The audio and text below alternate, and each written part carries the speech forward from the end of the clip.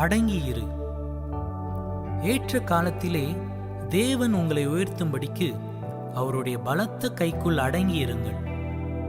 1 பேதுரு 5:6.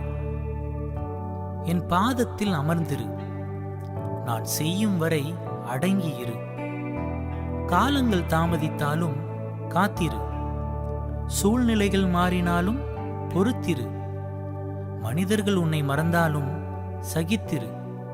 என் நாமத்தின் நிமித்தம் அவமானத்தையும் தாங்கியிரு. காலம் வரும், உன்னை உயர்த்தும் நேரம் வரும், தரித்திரு. உன்னை உயர்த்துவதே என் நோக்கம். நான் செய்கிறவைகள் உனக்கு இப்பொழுது புரியாது.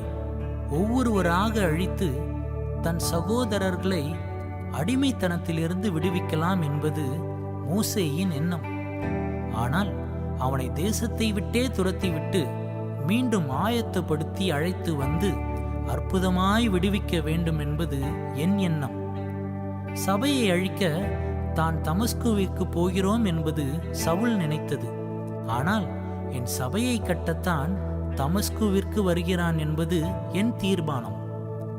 நீயும் இன்றைக்கு என் வாழ்க்கையில் எல்லாமே தோல்வி, கஷ்டம் என்று நீயாக எதையும் அவசரப்பட்டு செய்யாதே.